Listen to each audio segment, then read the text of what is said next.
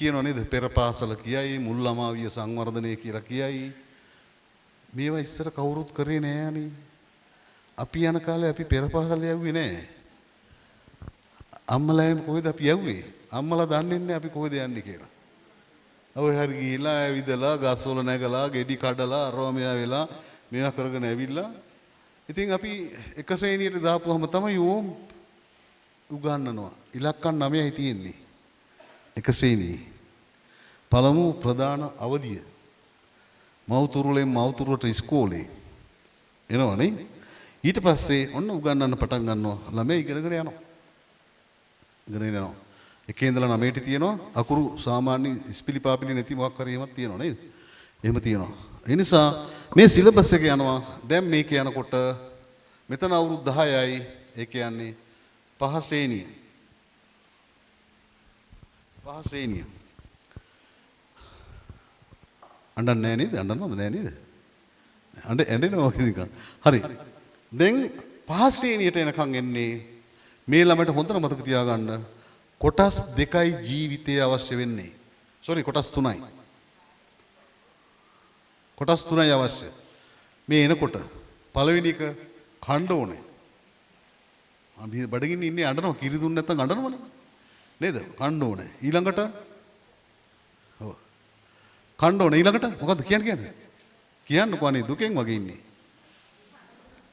කණ්ඩ ඕනේ. ඈ? සෙල්ලම් කරන්න ඕනේ අනේ. සෙල්ලම් කරන්න යන්න ඕනේ. ඕ නිදා ගන්න ඕනේ. නමුත් සෙල්ලම් කරන්න යන්න. ඇඳුම් ඇඳත් සෙල්ලම් කරනවා නැතත් සෙල්ලම් කරනවා උන් ගිහිල්ලා. පොඩි කාලේ. හැබැයි නිදා ගන්න නැති වෙනකොට මොකද කරන්නේ? නිින්දයක් නැත්තම් දොයි දොයි දොයි දොයි බබා කියනෝ නේද? අහලා බලන්නකො නිකන් කියනකොට. නිින්දයක් නැද්ද කියලා. නේද? ওই ටික මෙතන කිව්වොත් ඔයගොල්ලෝ නිදිනවා. ඉස්සර එහෙමනේ. ඉතින් නිර්මාණය වුණා. දැන් අපිට පෙර පාසල යවිත් නෑ මුල් ළමාවිය අම්මලා අපේ සංවර්ධනය කරේම නෑ. උනාද කියලා බලන්නෙත් නෑ. ඉතින් වැරදුන්නේ නෑනේ අපිට. නේද? එහෙම නෑනේ. ඒ නිසා මේ හොඳට මතක තියාගන්න 1-5 කියලා කියන්නේ විෂය මාලාව ක්‍රීඩා හා සෞන්දර්ය විෂය මාලාව. ළමයා උදේ ඉඳන් ඇවිල්ලා පන්තියේ තියාගෙන උගන්වනවා නම් කනගාටු වෙන්න. එළියට ගන්නේ නැත්තම් කනගාටු වෙන්න. සින්දුවක් කියලා දෙන්නේ නැත්තම් කනගාටු වෙන්න. කනගාටු වෙන්න කරන්න දෙයක් නැහැ. ඊළඟට සින්දුවකුත් කියලා නැත්තම් සෙල්ලම් කරලත් නැත්තම් පන්තියෙන් එළියට අරගෙනත් නැත්තම් අවුරුදු 11 දී 6 පන්තියේදී ගොඩක් දේවල් බලාපොරොත්තු වෙන්න එපා. කරන්න බෑ. කරන්න බෑ. කොහෙද කරන්නේ? ඒ හින්දා 1-5 LKG UKG මම බරපතල විදිහට බලන පන්ති ටිකක්. මොකද මම මනෝවිද්‍යාව කරලා තියෙනවා. මම අධ්‍යාපන ශාස්ත්‍රයේ අවුරුදු 39 මාස 6ක් විතර හිටියා. ඒ නිසා මම දන්නවා. ඒ නිසා මම අනිවාර්යෙන් බලනවා ඒ ටික. මොකද ඒ ටික සංවර්ධනය වුණාම තමයි 6 යන්නේ. 6 ළමයා. අල්ලන්න දෙයක් නැහැ. මේ කියනකොට මෙතන හොඳට මතක තියාගන්න 5ට එනකොට 1-2 කියලා කියන්නේ පළමු ප්‍රධාන අවධිය, 3-4 කියලා කියන්නේ දෙවෙනි ප්‍රධාන අවධිය, 5 කියන්නේ තුන්වෙනි ප්‍රධාන අවධිය. අවධි 3ක් තියෙනවා. මේක මතක තියාගන්න හැම එකකට ඇහුවොත් කියන්නේ. 1-2 ශ්‍රේණි කියන්නේ පළමු ප්‍රධාන අවධිය. 3-4 කියන්නේ දෙවෙනි ප්‍රධාන අවධිය. 5 තුන්වෙනි ප්‍රධාන අවධිය. ඒක නිසා පන්තිය කඩලා තියෙන එක වෙනම. මොකද පන්තියේ හොඳට මතක තියාගන්න 5 කියලා කියන්නේ තීරණාත්මක පන්තියක්. 6 කියලා කියන්නේ තීරණාත්මක පන්තියක්. ඒ නිසා මම මේ බලනවා 5 මොකද කරන්නේ? කොහොමද ටීචර් වැඩ කරන්නේ? අරෙමි කියලා බලනවා. ඒ නිසා මම මේ එක පාට එක ඇවිල්ලා බලපුවම මේගොල්ලෝ දන්නේ නැති හින්දා ඔන්න මම දැන් කියලා දීලා තියෙන්නේ. මම ඉන්නවනම් මං ගිහලා 5 මොනවද කරන්න කියලා බලනවා. මොකද එයා සූදානම් කරන්න ඕනේ. මේ මෙතනින් විෂය කැඩෙනවා. මේක තියෙන්නේ ප්‍රාථමික විෂය මාලාව. ප්‍රාථමික විෂය මාලාව. ඒක සෞන්දර්ය හා ක්‍රීඩා. ඒකේ ගහලම තියෙනවනේ. ප්‍රාථමික විෂය මාලාව යන සෞන්දර්ය හා ක්‍රීඩා අඩංගු විෂය මාලාවකි. ඒකෙන් නෑ ඔක්කොම සෞන්දර්ය ක්‍රීඩා. මොකද මම කියලා දුන්නා අපේ පළවෙනි විෂය මාලාව මොකද්ද? කියලා දුන්නා. පළවෙනි විෂය මාලාව මොකද්ද අපේ? ක්‍රීඩාව. අපි ගස් නැග්ගා, ගල් වලින් පැන්නා, ගංගා වලින් පීනුවා, ගල් වලින් ගහලා සත්තු මැරුවා. ඊට පස්සේ ඔක්කොම මේ ටික යනවා සත්තු වෙනකොට දිව්වා, බයට දිව්වා, හැංගුණා, නැමුණා, මේ වස්සේ රිංගුවා. ඒවනේ දැන් ඔය කොහොම කරන්නේ ක්‍රීඩා කියලා. ඒක ක්‍රීඩාව. ඒක තමයි අපි අවුරුදු ගානක් ඥානගත වෙලා තියෙන්නේ අපි ඇඟේ. අපිට ක්‍රීඩාව ඕනේ. ක්‍රීඩාව නැතුව ගේ ඇතුලේ හිර කරගෙන තුරු මේවා කරගෙන බලාගෙන ඉඳලා කවදාකවත් මිනිහෙක් බී කරන්න බෑ. ඊට පස්සේ මොකද්ද තියෙන්නේ? ඊළඟට సౌందර්යය. సౌందර්යය මම කියලා දුන්නානේ ඔය ටික. ඉතින් ක්‍රීඩාවයි సౌందර්යයයි නැතුව අපිට මිනිස්සු බී කරන්න බැරි නම් ලංකාවේ දැන් කරන්නේ මේකනේ. ක්‍රීඩාව නැහැ సౌందර්යය නැහැ බිහි වෙච්ච ළමයි ගැන පේනව නේද? දැන් බුළු වල ගහලා මැරුවා. ඕ ලෙවල් පන්තියේ කොල්ලන්ගේ වරද නෙවෙයි. අපේ රටාවේ වරද. ඒ නිසා තමයි මම කියන්නේ අපේ පාසලේවත් අපි එක කරමු. මේක සමාජය වෙනස් කරන්න බෑ. අපේ පාසලේවත් කරමු. රයිට්. ඉපදිලා ටික කාලයක් යනකොට වතුර ඉල්ලන්නේ කොහමද ළමයා? වතුර ඉල්ලන්නේ කොහමද? ඕගොල්ලන්ට මතක නැහැ පොඩි කාලේ නේ ඔයගොල්ලෝ ඉල්ලුවේ? ඈ?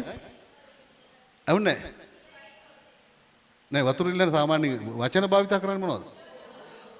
ජෝ අර මේ කියලා කියනවා. ඊට පස්සේ ඔව් දැන් නම් කියන්නේ ජෝ කියන්න එපා කියපන් යකෝ වතුර කියලා කිව්වේ. නේද? හරි. කමන්න ජෝ කියලා කියමු. ජෝ කියලා කියමුකෝ. ඊට පස්සේ කියනකොට හව පොඩ්ඩක් කල්ලා යනකොට මොකද කියන්නේ? ජෝ කියන එකටම ජෝ ටිකක්. ජෝ ටිකක් කියනෝ නේද? ඒ තව ටිකක් දවසක් යනකොට ජෝ ටිකක් දෙන්න. තව ටික දවසක් යනකොට මට ජෝ ටිකක් දෙන්න. වචන 4ක් එකතු වෙලා තියෙනවා. ඒ හේතුව තමයි අපි ඉපදෙනකොට අපේ මොලේ අපි ගත්තොත් මෙහෙම කොටස් දෙකක් තියෙනවා වම සහ දකුණ. මේකේ මේ සෛල තමයි තියෙන්නේ. මේ සෛල බන්ධනය වෙනවා එක එක බැඳෙනවා. මේවා බැඳෙනකොට ඒ බැඳීමත් එක්ක තමයි අර වචන එකතු වෙන්නේ. කල් යනකොට බැඳෙනවා. ඊළඟට මොලේ මේ තියෙන සෛල උද්දීපනය වෙන්න දෙන්න ඕනේ. මේ මොලේ වම් පැත්තෙන් කොටස් 4ක් අපිට දෙනවා. හැකියාවන් 4ක්, දකුණු පැත්තෙන් හැකියාවන් 7ක්. ඒවා උද්දීපනය වෙන්න ඕනේ. ඒ නිසා තමයි ඉස්සර දෙන්නේ ඔය මොනවද බිල්ඩින් බ්ලොක්ස්. හරි. අපේ කාලේ මොලේ උද්දීපනය වුණේ කොහොමද? බිල්ඩින් බ්ලොක්ස් නෑ යන්නේ. බිල්ඩින් බ්ලොක්ස් තියා බිල්ඩින් වත් නෑ ඒ කාලේ. කොම්පිට්ටු හැදුවා. මඩ අනනවා. ඇස් රතු වෙනකන් නානවා. ඔව්. අර මතකද අතේ තියාගෙන අපි මොනවා හරි ගිහිල්ලා කරකවල තැනක ගිහිල්ලා තියලා ආපහු ගෙනල්ලා කියන හොයන්න කියලා. නේද? ඒව කරා. දැන් නෑනේ. දැන් මූට කියන හොඳ නෑනේ ළමයා නේද? ළමයානේ. ළමයාට දැන් මොලේ උද්දීපනය වෙන්න දෙන්නේ නෑ ඇයි? ඌට පොඩ්ඩක් හරි උද්දීපනයලා එළියට යන්න කිව්වොත් මේවට කොහෙද යන්නේ කියලා. නේද? දැන් බස් එකේ යනකොට එහෙම බස් එකේ යනකොට කොල්ලට ප්‍රශ්න වැඩිනේ ගොඩයි. කොච්චර දේවල් අහනවද? ළමයි තමයි ප්‍රශ්න අහන්නේ. අහනවා ඉතින් යනකම් අම්මේ මොකක්ද අර? අනේ හිටපන් ඔන්නේ මම දැක්සි. නේ ළමයි අහනවා. ඇයි බස් එක? නෑ පුතේ ඔය බස් එක ගන්නේ. බස් එක කියන්නේ. ඇයි රෝද කරගන්නේ? අර කවුද ඉස්සරහා ඉන්නේ? ළමයාට ප්‍රශ්න ගොඩයි. ඒවට උත්තර දෙන්න ඕනේ. ඒතර තමයි ළමයා දැනගන්නේ මේ මොනවද මේ පරිසරය. මේකට පන්තියේදී තහයි. ඕගොල්ලෝ දන්නවද මම හිටපු එක රටක 7 පන්තියේ විද්‍යා ගුරුවරයාත් එක්ක තර්ක කරනවා ළමෙක්. තර්ක කරලා විද්‍යා ගුරුවරයා පරාදයි. එයාට එකග වෙන්න උනා. එයා කිව්වා සමා වෙන්න පුතේ මාත් හිතාන හිටියේ එහෙමයි නමුත් ඒක හරි ඔයා කියන එක හරි කියලා. අපේ නම් එනවා මෙතන වඩියන් කියලා නැද්ද? නෑ ඒක තමයි අපි දෙන්න පන්තිත් ඉන්නවා එහෙම. හැබැයි පන්ති ප්‍රශ්න කරලා මෙයා අර කියමනක් තියෙනවා අපිට එයා හදා ගන්න පුළුවන්. එදා හදා ගන්න පුළුවන්. ඒ නිසා හොඳට මතක තියාගන්න මේවා ලීසි පාසු දේවල් නෙමෙයි. මේවා හොඳට හිතන්න ඕනේ. විශේෂයෙන් ඔබට බාර දීලා තියෙන්නේ විශේෂයෙන් LKG ඉඳලා grade 5 වෙනකන් බරපතල පන්ති. වැද්දගත්ම පන්තිය මොකද්ද කියලා මම කියලා දීලා තියෙනවා. එකේ ඉඳන් බැලුවොත් වැද්දගත්ම පන්තිය. වැද්දගත්ම සහ වැඩි අවධානය තිය යුතු පන්ති 1 3 පන්තියයි මෙතන පළමු ප්‍රධාන අවධිය සම්පූර්ණ වෙලා නැත්තම් තුනේ පන්තියේදී මෙන්න තියෙනවා මේ ප්‍රතිකාර වැඩසටහන් එහෙම කරන්න පුළුවන්. ප්‍රතිකාර වැඩසටහන කරන්න වෙනවනේ. බැලුවා දෙකේ පන්තියෙන් ආපු ළමයි හරි නෑ එයා ඇවිල්ලා නෑ හරි මට්ටමට ඇවිල්ලා නෑ රයිට් තිබ්බා පන්තියක් ළමයිට ප්‍රතිකාර වැඩසටහන. හැබැයි දැන් මෙහෙමයි රිමේඩියල් ටීචින් කියලානේ කියන්නේ. රිමේඩියල් ටීචින් කියන්නේ ඇමරිකාව අයින් කරලා ඇමරිකාව අනිත් රටවල අයින් කරලා අවුරුදු 25ක් විතර වෙනවා. අපි තාම භාවිතා කරනවා. දැන් භාවිතා කරන්නේ ෆ්ලෙක්සිබල් ටීචින්. ළමයා දන්න තැනින් කරන්න. ඊට පස්සේ මේ ටික හදලා පහෙන් දෙන්න ඕනේ සුපිරි ටිකක්. සුපිරි ටිකක් දෙන්න ඕනේ 6ට. හැබැයි 6න් ඒ සුපිරි ටික සුපිරි විදිහටම ගෙනියන්න ඕනේ. බැරි වුණොත් එතනත් ප්‍රශ්නේ. සුපිරි ටිකක් දීලා එතන ඉඳන් සුපිරියට නැත්තම් ඒකත් ප්‍රශ්නයක්. ඉතින් හොඳට මතක තියාගන්න 1 3 6 9 12 දැඩි අවධානය යොමු කරන්න. දැන් මේ විදිහට වැඩිලා එනකොට දැන් 5 ඉවරයි. දැන් ඔන්න 6 පටන් ගන්නවා අවුරුදු 6යි. 11යි අවුරුදු 6 ශ්‍රේණිය. සෞන්දර්ය විෂයමාලාව ක්‍රීඩා විෂයමාලාව ඉවරලා ඩිංගක් පොඩ්ඩක් ඒ ටික අඩු කරලා විෂය පොඩ්ඩක් බැරෑරුම් කරලා තියෙනවා. නේද? බැරෑරුම් කළා. දැන් එච්චර ගුරුවරයෙක් හිටිය පන්ති දැන් ගුරු 9 දෙනෙක් එනවා. අනේ අඬන්න එපානේ මොනවා කරන්නේ මේක සිලබස් එකේ ඇති. නේද? දැන් ගුරුවරු 6 දෙනෙක් එනවා. දැන් 6 පන්තියේ උගන්වන අය තවුසන් බලන්න. පන්ති බාර අය 6 පන්ති උගන්වන අය මොන මතක තියාගන්න ඈ. වැඩිපුර මහන්සි වෙන්න ඕනේ පන්තියක්. හරි පල්ලෙයට දාන්නත්. වැඩිපුර මහන්සි වෙන්න ඕනේ. මොකද මේගොල්ලෝ දැන් අපොස සාමාන්‍ය පෙළ පන්තියේ මම අර කියලා දීලා තියෙනවා. ගෙපැල සුද්ධ කරන්නේ කියලා කියන්නේ 6. ගෙපැල සුද්ධ කරනවා කියලා කියන්නේ 6. ඒ හින්දා හොඳට මතක තියාගන්න හොඳට ලස්සනට සුද්ධ කරලා පන්තිය දීලා තියන්න. ඊට පස්සේ මේ විදිහට එනවා අවුරුදු 16 දක්වා. එතකොට ඉන්නේ ආ 11 පන්තියේ. මං කිව්වා 11 පන්තියේ විභාග තියන්නේ ඇයි කියලා කිව්වා මතක නම් කියන්න. ඔයා අපිට මතක තියන්න වැඩක් නැහැ සර්. ඔයා මොකටද 11 උගන්වන්න? උන් ඉගෙන ගත්තත් නැතත් එක අපි උගන්වන්න ඕනේ. එහෙම බෑ. අවුරුදු 16 වෙනකොට එයාගේ බුද්ධි වර්ධනය වෙලා ඉවරයි. බුද්ධිය වර්ධනය වෙලා ඉවරයි.